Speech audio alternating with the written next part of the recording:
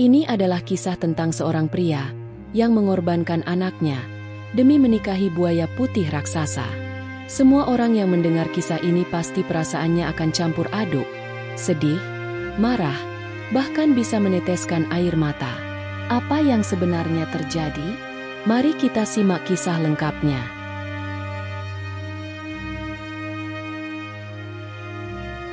Wito adalah seorang petani miskin yang hidup bahagia bersama keluarganya. Meskipun serba kekurangan, dan hanya tinggal di sebuah rumah kecil di pinggir desa. Mereka hidup sangat bahagia seperti keluarga cemara.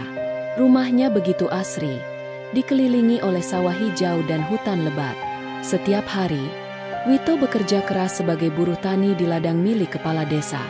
Pekerjaannya berat, mulai dari mencangkul, membajak sawah, menanam padi, hingga memanen. Tetapi, upahnya seringkali datang terlambat, atau hanya diberikan sebagian.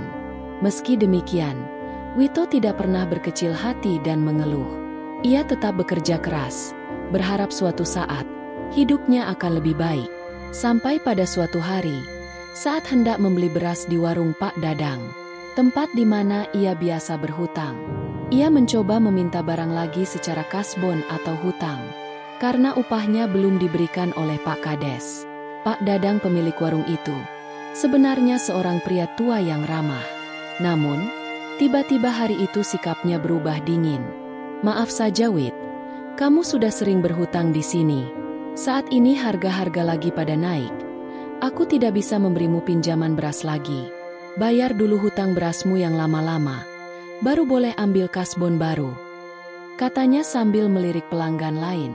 Wito hanya bisa mengangguk dengan menahan malu di depan pelanggan lain dan tetangganya. Lalu dia pergi pulang dengan tangan kosong. Di sepanjang perjalanan pulang matanya tertumbuk pada gundukan kulit nangka di pinggir jalan. Lalu dengan gerakan cepat dia segera berjongkok, mengais sisa-sisa biji nangka yang tergeletak di sekitar kulit nangka itu. Dia memasukkannya ke dalam kantongnya hingga penuh. Begitu sampai di rumah, senyum manis istrinya sudah menyambutnya. "Hari ini tidak ada beras Sodia," katanya dengan lemas. Istrinya Sofia mencoba menyembunyikan rasa cemas. "Tenang Pak, kita masih punya singkong, dan di kantongmu masih ada biji nangka. Aku akan buatkan masakan yang enak untuk kita." Dengan cekatan istrinya lalu pergi ke halaman belakang dan memetik beberapa lembar daun pepaya dan daun singkong. Dan dengan sisa bahan makanan yang ada, dia memasak hidangan sederhana berupa rebusan singkong, biji nangka dan sayur daun pepaya. "Tenang Pak, kita masih bisa makan ini kok. Yang penting anak-anak kita kenyang." Wito memiliki 3 anak perempuan, Amara, Ara dan Agil. Mereka bertiga masih kecil-kecil. Si sulung Amara berusia 6 tahun, meski sudah waktunya masuk SD. Namun, karena keluarga mereka belum ada uang, Amara terpaksa di rumah saja membantu pekerjaan di dapur. Sementara anak kedua Ara berusia 5 tahun dan si bungsu Agil berusia 3 tahun. Dengan hidangan sederhana itu mereka makan dengan lahap dan penuh canda tawa. Namun saat malam tiba, suara tangis dari anak bungsu mereka Agil membuat hati Wito terasa hancur. Agil berkata dengan suara lirih, "Bapak, kapan kita makan nasi lagi?" Mendengar keluh kesah anak bungsunya yang masih sangat kecil itu, hati Wito terasa hancur. Dia hanya bisa menghiburnya. "Sabar ya nak, besok Bapak akan mengambil uang ke Pak Kades. Besok doakan Bapak bisa membeli beras ya," ujarnya sambil menahan air matanya agar tidak menetes. Keesokan harinya Wito mendatangi rumah Pak Kepala Desa untuk meminta sisa upahnya. Namun dengan teganya, sang kepala desa hanya mengangkat bahu, lalu berkata, "Nanti saja, aku sedang tidak punya uang kecil. Kamu tunggu saja sampai panen berikutnya, pasti aku bayar penuh." Lalu kemudian dia kembali menghisap rokoknya. Melihat kelakuan Pak Kades, Wito hanya bisa menahan amarah. Padahal rokok yang dia hisap itu, harganya cukup, jika hanya untuk keluarga kami membeli 2 liter beras, pikirnya dalam hati. Namun, apalah daya, Wito hanya menjawab pelan, "Baik Pak, saya akan menunggu." Setelah itu, dalam perjalanan pulang, Dia melewati pasar dan melihat seorang pedagang buah menjual semangka yang sudah mulai membusuk dengan harga yang sangat murah. Dikumpulkannya uang recehan di kantongnya, dan dengan uang recehan yang ia miliki, ia membeli satu buah semangka dan membawanya pulang. Begitu sampai di rumah, anak-anaknya menyambut dengan gembira. Mengira itu adalah kejutan, namun saat mereka memotong semangka tersebut, mereka mendapati bagian dalamnya sudah hampir busuk. Meski begitu, Wito dan keluarganya tetap memakan bagian yang masih layak, sambil tertawa kecil untuk menghibur diri. Wito akhirnya memutuskan untuk mencari pekerjaan tambahan di malam hari. Beruntung ada orang kaya dari desa sebelah, Pak Sumhadi namanya, seorang kaya yang dulunya hanya pedagang kecil, namun sekarang kaya raya, kebun dan ladangnya besar. Dan dia sedang mencari penjaga kebun di malam hari, karena kebun buahnya rawan pencuri, sehingga memerlukan penjagaan 24 jam. Mendengar kabar ini Wito pun datang melamar, dan dia pun diterima dengan baik oleh Pak Sumhadi. Meski resiko menjadi penjaga di malam hari ini cukup besar. Selain itu Wito juga harus merelakan mengurangi jam istirahatnya, hingga dia hanya tidur beberapa jam setiap malamnya. Tetapi, ia melakukannya tanpa mengeluh, demi keluar dari himpitan ekonomi yang terus menghimpit dirinya dan keluarganya. Bermodalkan cintanya pada keluarga, membuat Wito tetap bertahan, meski dengan tubuh yang semakin lelah.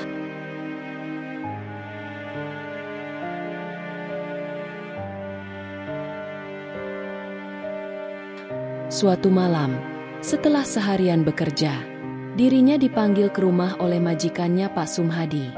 Wito merasa kikuk, karena Pak Sumhadi adalah orang terkaya di desa itu. Rumahnya megah, berdiri seperti istana di tengah desa. Lantai rumahnya marmer yang indah, sangat bersih. Di ruang tamunya dihiasi lampu gantung yang cukup besar dan mewah. Wito merasa gugup. Ia takut jika hasil kerjanya kurang memuaskan sang majikan. Dia juga tidak tahu alasan Pak Sumhadi memanggilnya ketika tiba Pak Sumhadi di situ sedang duduk di ruang tamu yang luas dengan lantai berkilauan yang menyerupai istana.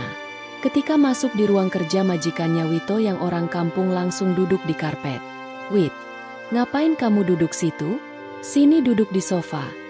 Perintah Pak Sumhadi pada Wito yang terheran-heran dan kagum dengan mewahnya rumah majikannya. "Maaf Pak, saya di sini saja," celetuk Wito. "Sudahlah, aku memaksa, cepat naik ke sofa," bentak Pak Sumhadi. Tidak berani menolak majikannya Wito dengan gugup duduk di sofa. Lalu dia mematung. Lalu dengan suara penuh keyakinan, majikannya berkata, "Wito, melihatmu begitu giat bekerja aku jadi teringat masa mudaku dulu. Aku tahu, hidupmu sulit. Aku juga tahu, kamu orang yang rajin. Tapi kerja kerasmu saja tidak akan cukup untuk mengubah nasibmu, Wit," ucap Pak Sumhadi dengan nada serius. Wito hanya diam, merasa bingung dengan arah pembicaraan ini. Pak Sumhadi melanjutkan, "Aku dulu juga miskin seperti kamu, Wit. Tapi aku punya cara agar bisa sekaya sekarang ini. Sebenarnya, kamu dan keluargamu tidak perlu hidup dalam kemiskinan. Kamu mau saya ajarin?" Wito mengernyit pura-pura paham. "Tapi, ini bukan cara biasa. Karena kerja biasa, mau sampai bongkok juga kamu gak bakal bisa dapat harta seperti ini, Wit. Kalau kamu masih tertarik aku akan meneruskan." Wito hanya mengangguk pelan. "Ada ritual yang bisa kamu jalani, dan jika kau berhasil, kekayaan akan datang dengan sendirinya." Wito gugup mendengar tawaran itu. Terdengar sangat menggiurkan. "Ritual apa, Pak? Apa yang harus saya lakukan?" tanya Wito dengan hati-hati. Pak Sumhadi tersenyum tipis, lalu menjawab, "Kamu hanya perlu pergi ke hutan tua. Di sebelah timur desa ini akan ada sebuah danau. Di pinggir danau itu ada sebuah pohon beringin tua. Pergilah ke sana pada tengah malam, di malam Jumat Kliwon. Sampai sini kamu paham, Wit?" Wito hanya mengangguk pelan. "Di sana, kamu akan bertemu seseorang yang akan membimbingmu. Tapi ingat, ritual ini bukan untuk orang yang lemah. Ada harga yang harus dibayar." Pak Sumhadi menyelesaikan ucapannya dengan sedikit lirih. Kata-kata harga yang harus dibayar membuat Wito semakin cemas.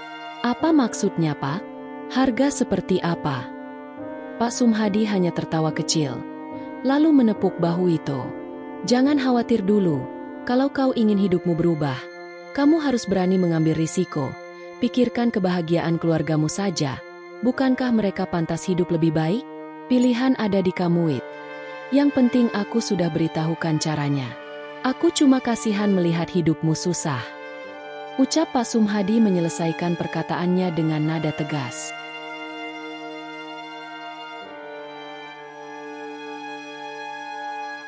Malam itu, setelah pulang dari rumah Pak Sumhadi, Wito duduk termenung di sudut rumah. Hatinya penuh dengan keraguan. Tawaran itu terasa seperti jawaban atas semua masalah yang selama ini menghimpit keluarganya. Tetapi, ada sesuatu yang membuatnya merasa tidak tenang. Istrinya Sofia yang sedang menjahit lubang-lubang di pakaian anak-anak mereka, menyadari kegelisahan Wito. Ada apa, Pak? Kamu terlihat tidak seperti biasanya. Tanyanya lembut. Wito menghela nafas panjang, lalu berkata, "Tidak ada apa-apa, mungkin aku cuma kelelahan." Sofia pun tidak memperpanjang diskusinya karena takut mengganggu pikiran suaminya. Keesokan harinya Wito mencoba mencari saran dari teman dekatnya, Basit. "Sid, apa yang akan kamu lakukan jika berada di posisiku?" tanyanya. Basit yang selama ini mengagumi ketekunan Wito menjawab dengan serius. "Aku tidak tahu, Wit, tapi aku percaya setiap hal yang terlihat mudah biasanya membawa risiko besar. Kamu harus memikirkan ini dengan hati-hati, semua risiko dan akibatnya di kemudian hari." Malam itu Wito kembali duduk termenung di depan rumah. Tiba-tiba Sofia datang mendekati Wito, lalu duduk di sebelahnya dan menggenggam tangannya seraya berkata dengan lembut, "Pak, kamu adalah kepala keluarga yang baik. Anak-anak kita bangga padamu, dan aku juga bangga padamu. Kita mungkin miskin, tapi kita punya cinta dan kebahagiaan. Bagiku ini sudah merupakan hal terindah di dunia ini, Pak. Jadi jangan terlalu diambil pusing masalah duniawi ini." Mendengar kata-kata bijak istrinya itu, hati Wito bergejolak. Bagaimana mungkin, selama ini bidadari yang telah menemaninya dengan setia, dan anak-anaknya yang begitu lucu harus hidup melarat seperti ini. Dengan nada pelan ia berkata, "Sofia, aku tidak tahu harus berbuat apa. Aku hanya ingin melihat kalian bahagia, tanpa harus melihat kalian menangis karena lapar, atau anak-anak kita dihina karena tidak punya apa-apa." Sofia menatap suaminya dengan penuh kasih. "Pak, kita akan melewati ini bersama. Kamu tidak perlu melakukannya sendiri, dan kita tidak butuh kekayaan dari jalan yang haram. Aku percaya, selama kita bersama, kita pasti bisa menemukan cara." Malam itu pikiran Wito makin bergemuruh. Gejolak di hatinya tak terbendung. Di hatinya ada pergulatan batin yang keras.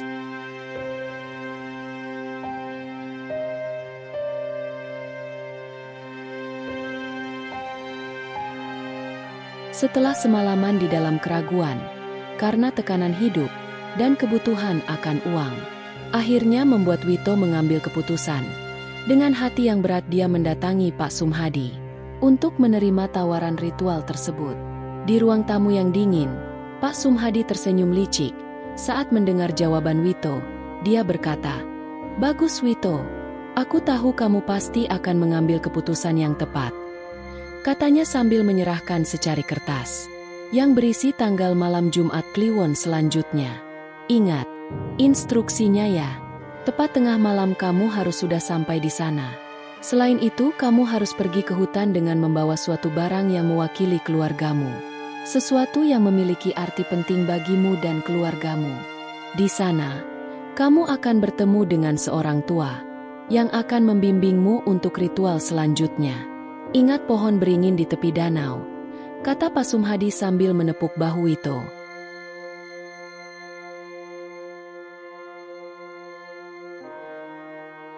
Wito berjalan pulang, tanpa berkata apapun.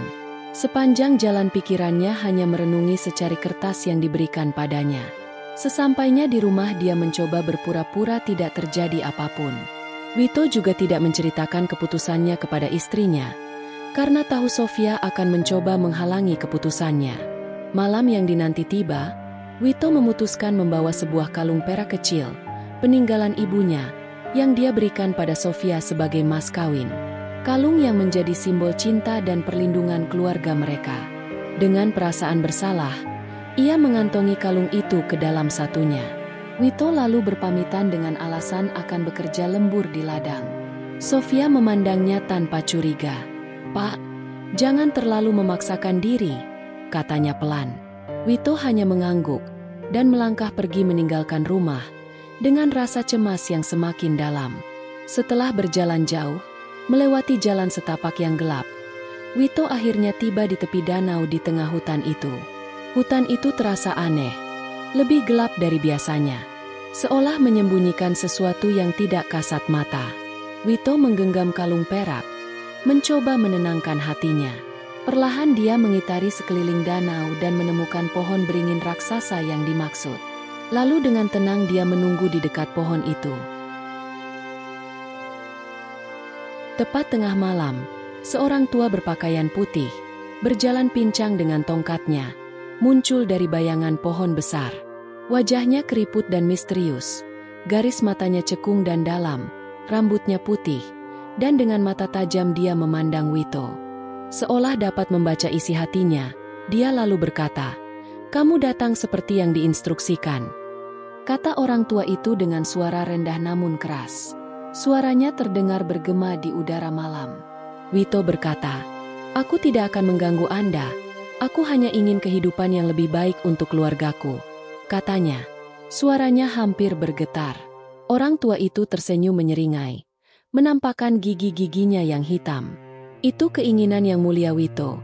Tapi kau harus tahu bahwa setiap keinginan besar memiliki harga. Apakah kau benar-benar siap membayarnya, Wito?" Wito bingung. Dia tak pernah memperkenalkan dirinya. Namun orang tua itu tahu namanya. Hati Wito diliputi keraguan sejenak. Tetapi akhirnya menjawab, "Ya, aku siap." Orang tua itu lalu mengeluarkan sebuah kantong kecil dan menunjukkannya kepada Wito. Kantong itu berisi serbuk berwarna merah seperti darah. "Tanam kantong ini bersama kalung perakmu itu. Lakukan di malam hari, dan galilah di pagi hari. Jangan sampai ada orang yang melihatmu. Ketika fajar menyingsing kau akan mendapatkan kekayaan yang kau inginkan. Tetapi ingat kau akan melihat tanda-tanda peringatan. Ketika tanda-tanda itu muncul, kau harus berhenti. Jika tidak, kau akan kehilangan sesuatu yang jauh lebih berharga." Wito merasa semakin gelisah, tetapi mengambil kantong itu dan mengangguk. "Apa yang harus aku bayar untuk ini?" tanyanya pada orang tua itu. Dia hanya menjawab samar, "Semua akan terungkap pada waktunya. Datanglah kembali besok setelah kamu membuktikan kata-kataku." Setelah itu, si orang tua itu menghilang ke dalam kegelapan hutan, meninggalkan Wito sendirian, dengan rasa takut yang semakin besar. Wito berlari pulang. Saat ia berjalan pulang melewati kegelapan, suara-suara aneh terdengar dari dalam hutan, seperti bisikan-bisikan yang menyeramkan. Wito berlari pulang dengan ketakutan. Sebelum sampai di rumah, Wito berhenti di sebuah gubuk di tengah sawah, tempat ia biasa beristirahat di siang hari saat mengurusi sawah Pak Kades. Di sana dia menanam kantong pemberian Pak Tua itu dan menutupinya dengan rerumputan. Lalu bergegas berlari pulang. Wito dengan hati-hati membuka pintu rumah, mencoba untuk tidak membangunkan istri dan anaknya. Namun Sofia ternyata masih terjaga dan mendapati suaminya tampak lelah dan pucat. Ia tidak bertanya tetapi hatinya dipenuhi kekhawatiran. Lalu dipeluknya tubuh Wito dan menyuruhnya untuk segera istirahat. Namun, malam itu Wito tidak bisa tidur. Pikirannya gelisah menunggu pagi. Suara kokok ayam menandai pagi telah tiba. Fajar telah menyingsing. Wito dengan tergesa-gesa segera pamit dan membawa cangkulnya. Istrinya penasaran. "Kok pagi sekali Pak ke sawahnya?" tukasnya pada Wito. Wito hanya menjawab singkat, "Iya, Pak Kades menyuruhku membetulkan pematang sawah. Maklum sebentar lagi sudah mau panen." Wito lalu bergegas menuju ke sawah. Dalam perjalanan jantungnya berdegup kencang, memikirkan bungkusan yang ditanamnya. Segera saja Wito menuju gubuknya lalu menggali kantong itu. Alangkah terkejutnya Wito saat melihat isi bungkusan itu berubah menjadi bongkahan-bongkahan emas. Wito mengusap-usap matanya seolah tak percaya. Hatinya begitu gembira mendapatkan harta, di mana meski kerja sampai bongkok, dia tak akan bisa mengumpulkan emas sebanyak itu. Lalu dengan segera dia masukkan bungkusan itu ke kantongnya dan berlari pulang. Wito tak pernah menceritakan hal itu kepada istrinya.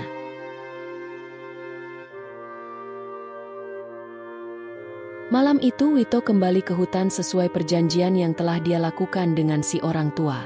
Orang tua misterius itu sudah menunggunya.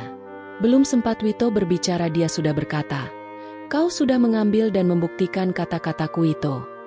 Sekarang saatnya menyempurnakan ritual ini. Duduklah di sini." Orang tua itu menyuruh Wito bersila di bawah pohon beringin. Lalu orang tua itu membuat sebuah lingkaran di sekitar Wito duduk dengan tongkatnya. "Apapun yang terjadi jangan keluar dari lingkaran ini sampai aku memperbolehkannya," perintah orang tua itu dengan suara menggema. Wito hanya mengangguk pelan dan menurut saja. Ketika tiba-tiba air di danau itu beriak, dan sekejap kemudian muncul seekor buaya putih besar ke permukaan dan naik ke darat. Wito ketakutan, tapi dia tetap duduk di posisinya, meski jantungnya berdegup kencang. "Tenang Wito, buaya ini tidak akan menyakitimu, selama kamu menuruti kata-kataku." Wito hanya mengangguk dengan badan gemetar ketakutan. "Sekarang sebagai persyaratan akhir, kamu akan aku nikahkan," ucap orang tua itu. Wito kebingungan. "Bagaimana mungkin aku menikah? Aku sudah beristri." Jawab Wito. "Jangan takut," kata orang tua itu. "Buaya ini adalah penguasa kekayaan yang akan memberikan semua yang kau inginkan. Tetapi kau harus menikahinya sebagai tanda perjanjian." Wito terkejut. Kata-kata itu seperti guntur di telinganya. Pikirannya tak mampu mencerna kata-kata orang tua itu. Orang tua itu tersenyum tipis, seolah-olah tahu isi hati Wito.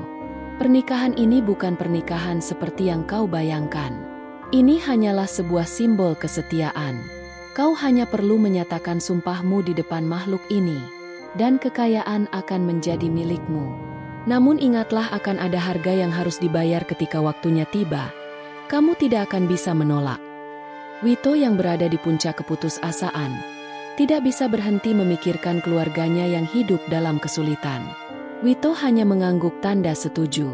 Orang tua itu lalu menggoreskan tongkatnya pada tubuh buaya putih raksasa, yang sejak tadi hanya dia mengawasi Wito. Sekejap kemudian darah mengalir dari goresan itu. Pak tua lalu menadahi darahnya dalam sebuah cawan kecil, dan memberikan cawan yang berisi darah buaya putih itu pada Wito. "Ini adalah sumpahmu. Dengan meminumnya kau mengikat pernikahan dengan buaya putih ini." Dengan tangan gemetar, Wito menenggak cairan itu. Rasa pahit segera menyebar di mulutnya, dan seketika ia merasa seolah-olah tenggelam dalam lautan kegelapan. Dalam penglihatannya, buaya putih raksasa itu mendekatinya, mengelilinginya dengan tubuhnya yang besar. Ia mendengar suara gemuruh, "Kekayaan akan menjadi milikmu, tetapi kau tidak boleh melanggar perjanjian ini. Jika kau melakukannya kau akan kehilangan segalanya, termasuk nyawamu. Tanamlah kantong itu di malam hari dan ambillah kekayaanmu di pagi hari." Sekejap kemudian buaya putih itu menghilang ke dalam danau. Dan orang tua itu tersenyum dingin. "Sekarang kau bebas, pergi saja dan nikmati hidupmu yang bergelimang harta. Tetapi ingat, tanda-tanda peringatan akan muncul. Jangan abaikan mereka. Dan sekarang sudah tak ada jalan kembali." Orang tua itu lalu menghilang di balik gelapnya hutan. Wito berjalan pulang, dengan tubuh yang lemas. Dalam pikirannya ia bertanya-tanya, apa yang baru saja ia lakukan. Wito sampai rumah di pagi harinya, dan siang harinya Wito langsung pergi ke pasar menjual sebagian kepingan emas dari kantongnya. Wito lalu pulang dengan perasaan gembira. Dibelinya 4 buah semangka segar dan sekarung beras dan sekeranjang ikan. Karena kesulitan membawanya, Wito membeli juga sebuah gerobak dan menariknya sampai ke rumah. Sampai di rumah, Sofia kaget melihat suaminya bermandi peluh dan tersenyum lebar. "Dapat dari mana ini, Pak? Kok banyak sekali?" tanyanya penasaran. "Kamu tidak melakukan hal yang aneh-aneh kan?" cecarnya pada suaminya. Wito menjawab dengan sumringah, "Tenang, Ini hasil bayaranku menjaga ladang Pak Sumhadi. Dan sekarang aku dipercaya sebagai mandor di kebunnya. Ucap Wito berbohong agar istrinya tidak curiga. Sofia dan anak-anak begitu bahagia melihat barang bawaan itu.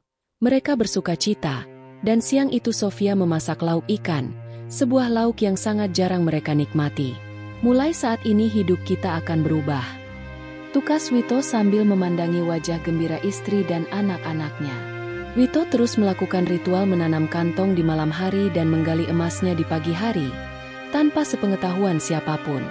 Untuk menyamarkan kegiatannya, Wito membeli sebidang tanah, dan membangun sebuah gudang dan menguncinya, lalu mengalungi kunci gudang itu di lehernya. Sejak hari itu, hidup keluarga Wito yang dulunya miskin berubah drastis. Mereka kini hidup bergelimangan harta. Dalam waktu singkat ia membeli tanah luas di pinggir desa, memiliki sepasang kerbau gemuk, beberapa ekor sapi dan kambing, dan bahkan membangun rumah baru yang besar. Tetangga-tetangganya yang dulu mencibirnya, kini mengaguminya. Perasaan mereka bercampur, antara kekaguman dan rasa iri. Mereka tidak habis pikir, bagaimana seorang buruh tani miskin bisa berubah menjadi orang kaya raya dalam waktu singkat. Namun kebahagiaan itu tidak sepenuhnya membawa ketenangan. Sofia mulai merasa ada yang aneh dengan perubahan hidup mereka. "Pak, ini semua terlalu cepat," katanya suatu malam. "Dari mana semua kekayaan ini berasal?" Sofia bertanya pada Wito suatu malam. Namun, Wito tidak pernah menceritakan apa yang sebenarnya terjadi, dan selalu berusaha menghindari pertanyaan itu. "Sudahlah Sofia, anggap saja ini berkah yang tidak terduga. Kita pantas mendapatkannya. Setelah semua kesulitan yang kita hadapi," katanya sambil mengalihkan pembicaraan. Tetapi istrinya tidak sepenuhnya percaya. Dia merasa ada sesuatu yang disembunyikan suaminya. Keanehan mulai muncul di tengah kekayaan itu. Pada suatu malam, Sofia mendengar suara berisik dari luar rumah. Ketika ia keluar untuk memeriksa, ia melihat jejak buaya besar di tanah. Tetapi tidak ada tanda-tanda keberadaan buaya. Ia segera memberitahu Wito, tetapi suaminya hanya berkata, "Mungkin itu hanya hewan liar dari hutan," jawabnya singkat. Meski begitu, kekayaan mereka membawa kenyamanan, tetapi juga menciptakan jarak di antara keluarganya. Di malam hari Wito sering keluar ke gudang sendirian, seolah-olah menyembunyikan rahasia besar yang tidak bisa ia bagi dengan siapapun. Setelah menjadi kaya, Wito menjadi buah bibir di seluruh desa. Teman-teman lamanya yang dulu menjauhinya mulai kembali mendekat. Salah satu di antaranya adalah Pak Ijo, yang dulu sering mempermalukan Wito di depan teman-teman lainnya. Dengan senyum lebar dan sikap ramah, Pak Ijo mengetuk pintu rumah besar Wito pada suatu sore. "Wit, sudah lama sekali kita tidak jumpa. Aku dengar kau sekarang jadi orang sukses. Aku bangga padamu," katanya dengan nada yang dibuat-buat. Pak Ijo bahkan membawa satu keranjang buah sebagai oleh-oleh, meskipun Wito tahu itu hanyalah alasan untuk mendekatinya. Pak Ijo dan beberapa teman lama lainnya mulai sering datang ke rumah Wito. Mereka memuji-muji kekayaannya, mengatakan bahwa Wito telah menjadi inspirasi bagi semua orang. Namun, di balik senyum mereka, ada rasa iri dan keinginan untuk memanfaatkan keberhasilan Wito. Suatu malam, Pak Ijo mengajak Wito untuk ngopi di warung desa. Di sana dia mulai berbicara dengan nada santai, tetapi penuh maksud terselubung. "Wit, aku tahu kau ini orang yang sederhana. Tapi jujur saja, bagaimana caramu bisa menjadi kaya seperti ini? Apakah kamu menemukan harta karun? Atau ada rahasia besar yang belum kamu bagikan?" Wito hanya tersenyum kecil dan menjawab Pak Ijo, "Aku hanya bekerja keras dan mungkin nasibku sedang baik." Namun, jawaban itu tidak memuaskan Pak Ijo. Ia terus mencoba memancing informasi, dengan cara memuji dan bahkan menawarkan bantuan untuk mengelola bisnis Wito. Beberapa hari kemudian Pak Ijo dan dua teman lainnya datang membawa proposal bisnis. "Wit, kami punya ide cemerlang. Kalau kau mau berinvestasi di bisnis kami, kita semua bisa semakin kaya," kata mereka. Namun, ide tersebut terasa mencurigakan bagi Wito, terutama karena Pak Ijo dan teman-temannya tidak memiliki reputasi yang baik. Wito menolaknya dengan alasan uangnya telah diinvestasikan di perkebunan. Godaan tidak berhenti di situ. Suatu malam Paijo datang dengan sikap yang lebih agresif. Akui saja, aku tahu kau tidak mendapat semua ini hanya dengan kerja keras biasa. Apakah kamu tidak tahu? Semua orang di desa ini membicarakanmu. Kalau kau tidak ingin rahasiamu tersebar, lebih baik kau mulai berbagi dengan kami. Wito terdiam, merasa terpojok. Ia tahu rahasia ritualnya tidak boleh diketahui siapapun. Tetapi tekanan dari Paijo membuatnya semakin gelisah. Dengan tenang ia menjawab Paijo, "Aku juga tidak tahu apa yang kau maksud.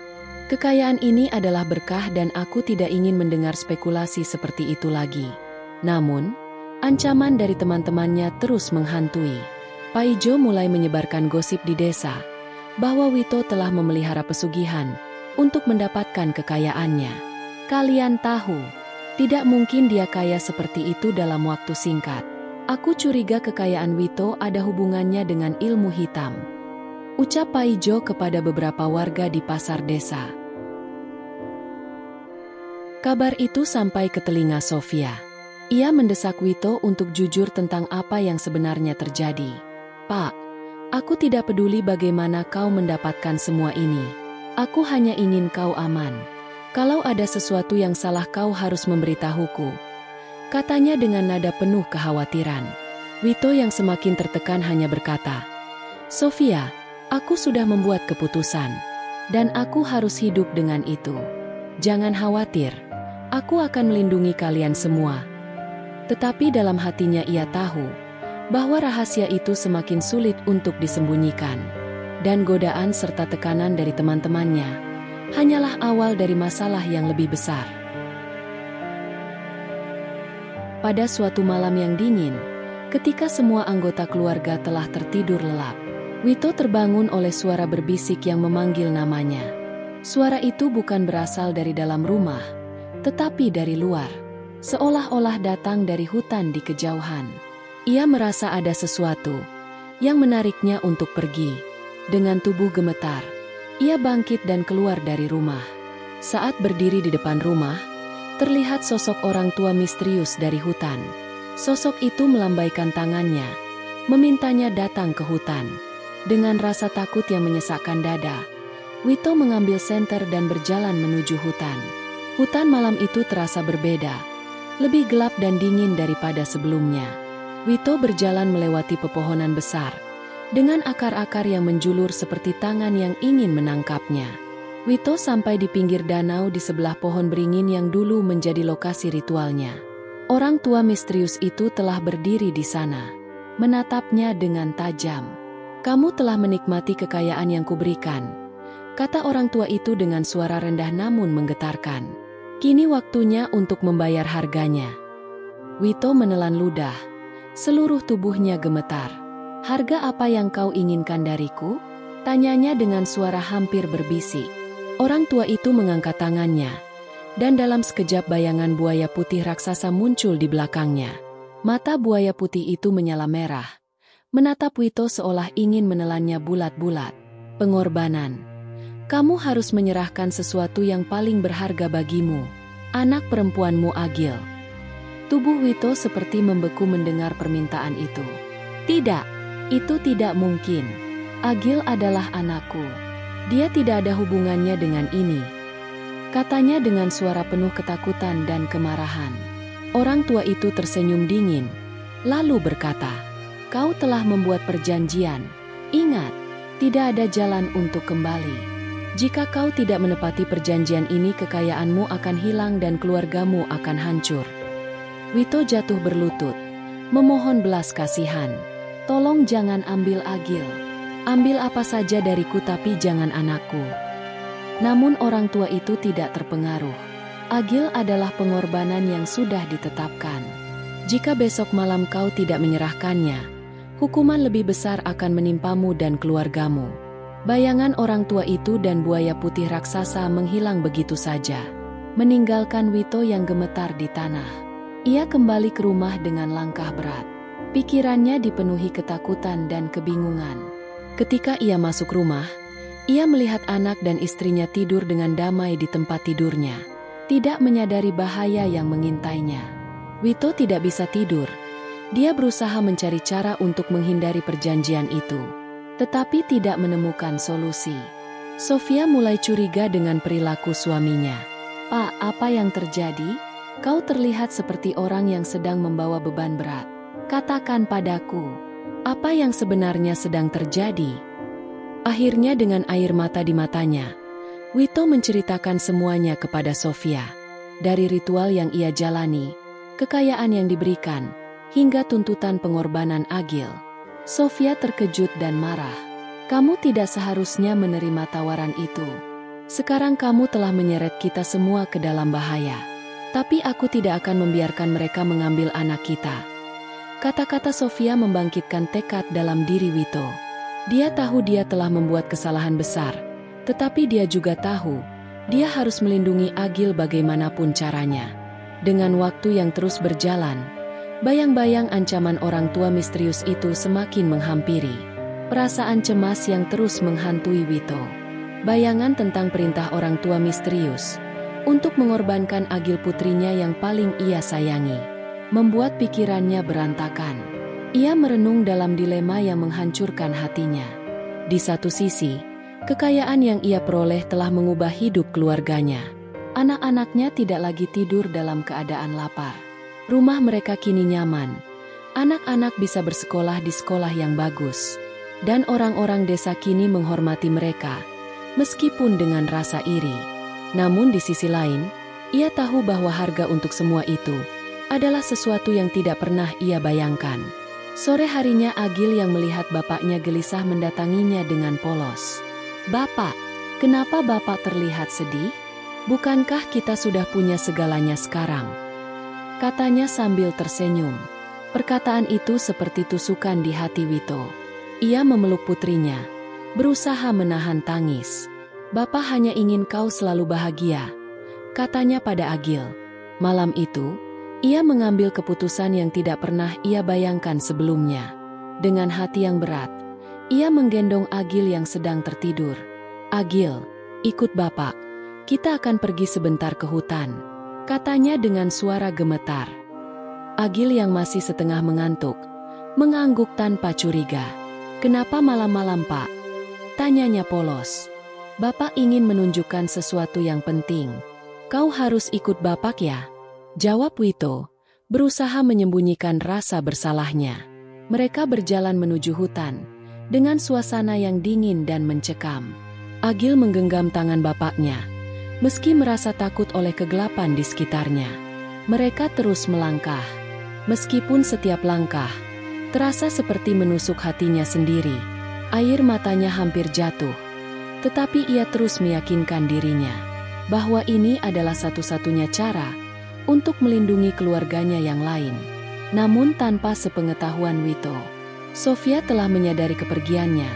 Ia terbangun ketika melihat suaminya dan Agil tidak ada di rumah. Pikirannya langsung terhubung ke percakapan mereka sebelumnya tentang pengorbanan. Dengan perasaan panik, ia segera menyusul ke arah hutan, berlari secepat mungkin, meskipun malam begitu gelap. Di dalam hutan, Wito sampai di tempat ritual. Orang tua misterius itu telah menunggunya, bersama buaya putih raksasa, yang menatap tajam di belakangnya. "Kau telah membuat keputusan," kata orang tua itu sambil tersenyum dingin. "Kini serahkan anak itu dan kau akan kaya selamanya." Udara terasa lebih berat, sementara Agil yang mulai merasa ketakutan. "Bapak, siapa mereka? Kenapa kita di sini?" tanyanya, dengan suara kecil yang gemetar. Wito tidak menjawab. Ia berlutut di depan orang tua itu, memohon dengan air mata mengalir di pipinya. "Apa tidak ada cara lain? Tidak ada pengorbanan lain selain ini?" tanyanya dengan putus asa. Orang tua itu menggeleng. Janji adalah janji. Tidak ada jalan lain. Ketika Wito hampir menyerahkan Agil, tiba-tiba Sofia meluncur dari balik semak dan menusukkan pisau ke punggung orang tua itu. Orang tua itu mengeram. Buaya putih itu tiba-tiba menggelepar dan mengeluarkan darah segar dari punggungnya. "Jangan ambil anakku." Dengan nafas tersengal, wajahnya dipenuhi kemarahan dan air mata. Sofia segera berpindah berlari mendekat menarik Agil dari tangan Wito. Dia anak kita. Kamu tidak punya hak untuk menyerahkan nyawanya demi kekayaan yang tidak berarti ini. Teriak Sofia dengan penuh emosi. Agil menangis. Tidak mengerti apa yang sedang terjadi. Tetapi ia bersembunyi di belakang ibunya. Wito terdiam. Wajahnya pucat sementara orang tua tertunduk dan mengeram. Sedangkan si buaya putih raksasa itu menggerang dan mencoba menerkam mereka. Wito lalu menarik Sofia dan Agil berlari meninggalkannya. Perjanjian telah dilanggar. Kalian akan mendapatkan balasannya. Bersiaplah kehilangan semuanya. Orang tua itu berteriak dengan suara menggema dan ngeri. Mereka terus berlari meninggalkan hutan. Sampai di pinggir hutan, Wito jatuh berlutut menangis dengan penuh penyesalan. Sementara Sofia memeluk Agil. Apapun yang terjadi, kita akan hadapi bersama, kata Sofia dengan suara pelan. Malam itu mereka kembali ke rumah dengan hati yang berat. Mengetahui bahwa kekayaan mereka ini berada di ujung tanduk. Di rumah Wito penduduk desa berkerumun dan membawa obor. Mereka mendengar keributan saat Wito dan Sofia berlari ke hutan.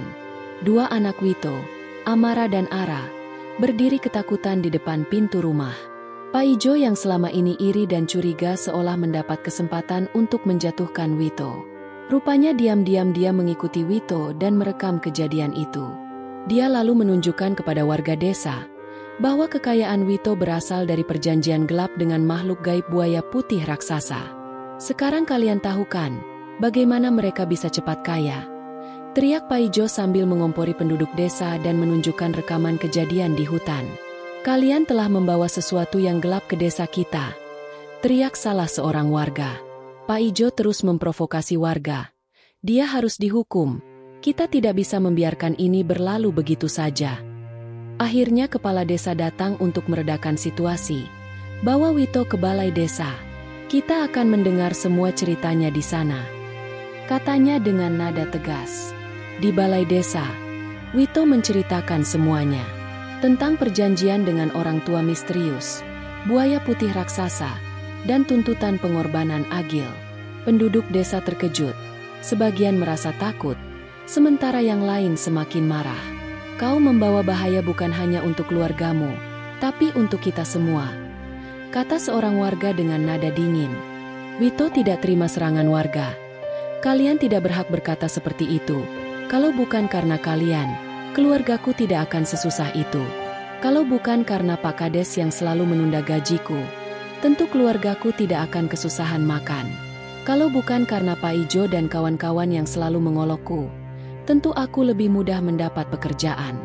Dan kalau seandainya orang-orang kaya di desa ini peduli pada warga miskin, setidaknya tidak akan ada orang miskin yang kelaparan seperti kami. Teriak Wito pada kerumunan warga. Sejenak warga terdiam. Rupanya mereka merasa tertampar dengan kata-kata Wito. Namun, itu tidak membenarkan semua kelakuanmu, ucap salah seorang sesepuh desa. Setelah mendengar cerita itu, kepala desa mengumumkan bahwa Wito dan keluarganya harus diusir dari desa. Perbuatannya tidak hanya melanggar moral, tapi juga membahayakan kita semua. Malam ini juga mereka harus pergi dari desa ini. Sofia dan anak-anaknya tak henti-hentinya menangis, sedangkan Wito hanya tertunduk lesu. Malam itu juga, kemudian warga mengarak mereka keluar dari desa. Namun malam itu, kejadian mistis terjadi. Langit tiba-tiba berwarna merah seperti darah. Anjing-anjing melolong seperti gelisah.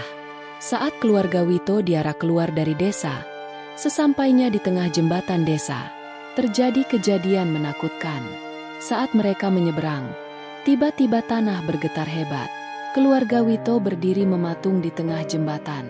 Saat tiba-tiba sebuah air bah dari hulu sungai menerjang jembatan itu. Air bah itu berwarna putih dengan bentuk seperti buaya yang melahap mangsanya. Sekejap kemudian terlihat Wito, Sofia dan ketiga anaknya tertelan air bah itu. Mereka berusaha menepi, tetapi derasnya air bah menelan mereka. Teriakan mereka bahkan tidak terdengar karena gemuruh air bah itu. Lalu keluarga mereka menghilang selamanya. Rupanya siluman buaya putih raksasa itu telah menagih janjinya. Namun, dia tak pernah puas. Setiap beberapa tahun di desa itu, Selalu ada kejadian orang hilang di sungai tempat keluarga Wito tewas malam itu. Sebagai pengingat bahwa buaya putih raksasa itu masih di sana mencari mangsa penduduk desa. Anehnya, orang-orang yang hilang selalu adalah orang-orang yang pernah berhubungan dengan keluarga Wito dan pernah berbuat buruk kepada keluarga mereka.